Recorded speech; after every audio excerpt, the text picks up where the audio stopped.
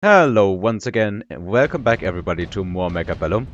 Playing against Smurf here, both of the players apparently seeing something they very much so like because we picked it pretty much instantly. Heavy armor specialist with Marksman Sledgehammer on my side, and my opponent has not Marksman. In place of the Marksman he has Arclights, but also Sledgehammers. I decide to throw the sledges in a vertical position here. Marksman on the outside, some crawlers added on top of that. My opponent is apparently spreading real wide across the battlefield. And also adds on some crawlers. He is speed specialist, so his units are a lot faster than mine. But that is a standard versus standard, so it's probably not going to be all that important. Chaff, really annoying, is coming in from the backside. But the marksmen actually like killing the sledges in the meantime. It does, however, hinder my chaff clearing abilities quite a bit. That said, chaff has been cleared. Marksmen are a lot better at killing sledges than Arclights without upgrades are. And in the end, it seems like that's going to be a win for me.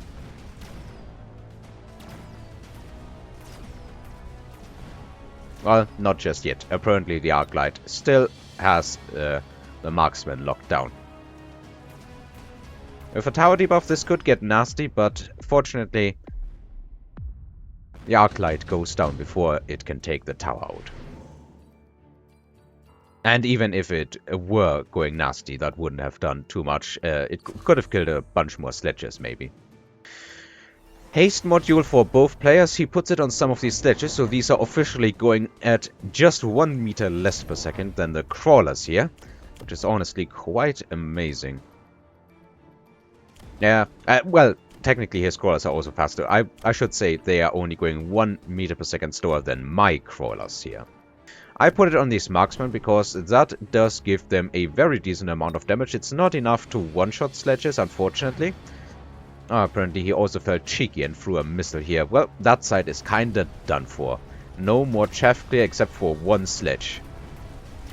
On the other side he has the empowered sledges, but I also have the empowered marksmen. That said, he has a lot more crawlers and I don't have a lot more chaff clear. I invested into some chaff of my own.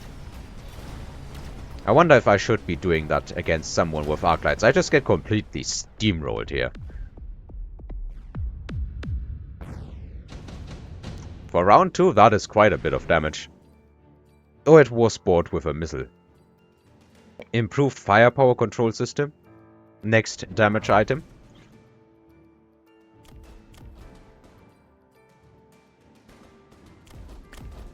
And this is what I really don't understand. He's going into Mustangs.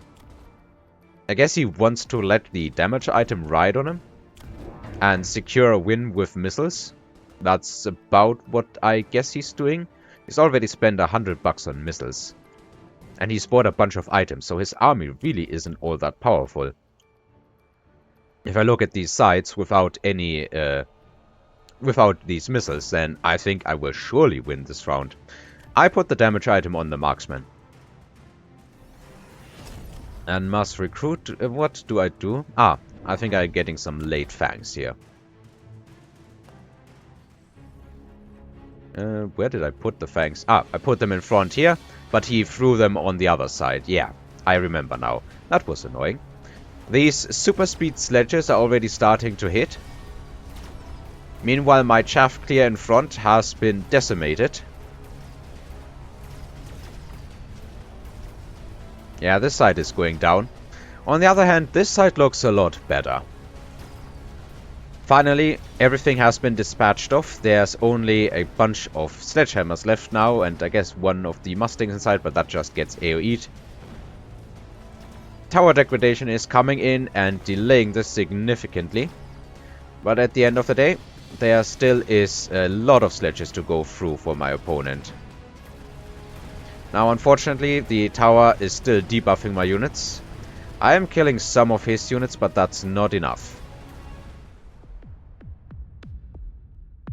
It hurts that the marksmen were in the rear, but there's no protecting against that when, well, the enemy is coming in from your side of the board. A bunch of viable options for both players, I think. Sabertooth's pretty good. Wraiths, I think that is maybe the worst thing my opponent could have chosen. Against somebody who also has Marksman on the board already. And these Marksmen have damage items, so those Wraiths I imagine are not going to last too long. But yeah, the sledges are actually as fast as the Wraith here. Instant tech on the Wraith as well. He's playing some real tempo here. Meanwhile, I'm making my own sledgehammers faster as well. Both in firing and in attacking. Some tanks in front to guard against potential missile shenanigans. And Typhoons here in the rear to help against, well, chaff in general. I have a lot of chaff clear now. He did put range on the Mustangs. Yeah, he definitely wants to let the damage item ride. Meanwhile, this is exactly the Wraith just getting absolutely shredded on both sides. Typhoons level 3 doing a lot of work here. And they are also super tanky. It's not like they have insane DPS, but they can destroy these units and they will clean up these Mustangs, damage item or not.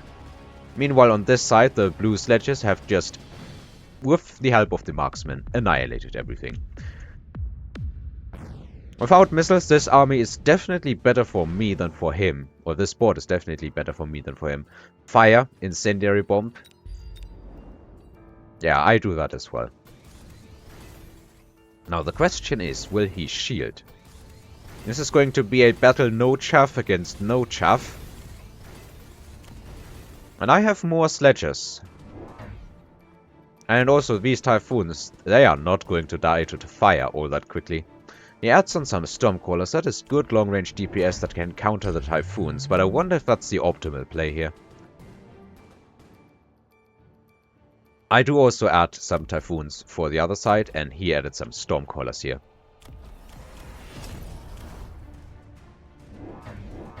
Oh yeah, and additional Marksman. I think additional Marksman is a good call here. Now there is this incendiary bomb to think about. I have $100 left. Do I invest into a shield? He did shield here on top of all of this. This side is completely vulnerable. Let's speed this along. Yeah, unfortunately I picked the wrong side.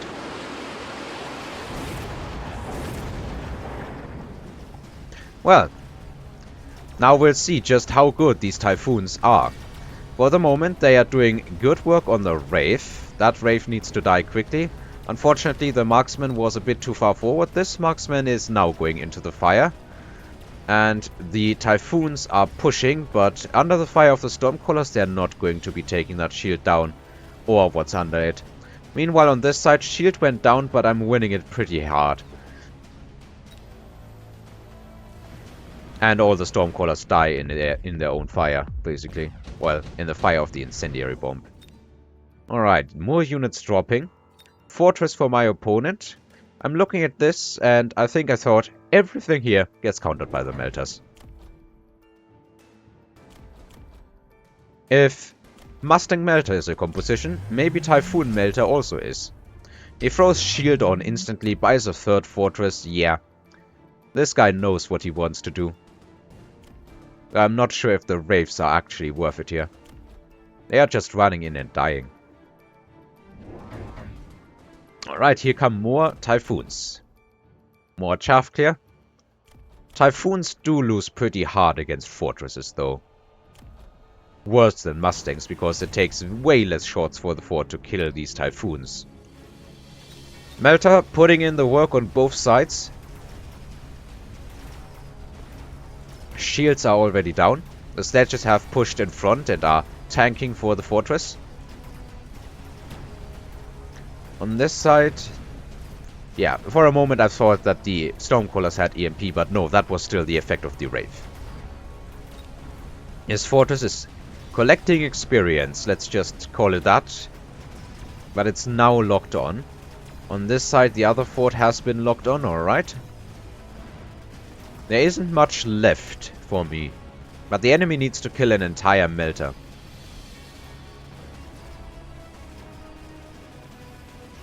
Yeah, that is not going to happen all that quickly, but it is happening.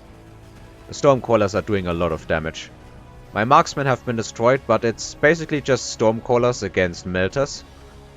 And these are Melters with range, so they don't need to move all that much. Tower degradation comes in, but it's not all that significant. However, the tower timing might just work out in favor of my opponent. We will see. Yep. No. I have a tower debuff that is definitely better than his. Oh, I'm forgetting to slow down at the beginning of the next round. What do we have here? Another incendiary bomb, orbital bombardment, even redeployment is something that is decent here, I think. My opponent apparently likes the fire. Yeah. Meanwhile, he is going into elite marksman for the fortress. Ay, ay, ay, ay. I do shield. But honestly, there isn't all that much that is vulnerable to fire. It's just that my opponent has a bunch of Mustangs for chaff clear and a bunch of sledges. Since he's already dropped like 3 forts in the last round, I think it's a decent choice to just go for more melters. I have attack in them already, so why not? Fire does land, but honestly, well, the chaff dies. Not a big fan. There isn't all that much in the way of... Well, now finally the missile strikes have put in some work here. I wonder if in this situation it's a correct call to sell the level 3 Typhoons and just not get level 3 Typhoons, instead get something else. Such as level 1 Typhoons, simply so that they don't level. I'm babbling here.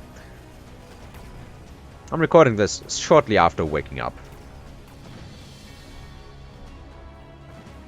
There is some leveled Typhoons, and they can easily get that tower if they lock on. Fortunately, they didn't. Yeah. Once again, the last melter. Oh, is it gonna take care of these Stormcallers? They are doing an awful lot of damage. Nope. The Stormcallers win.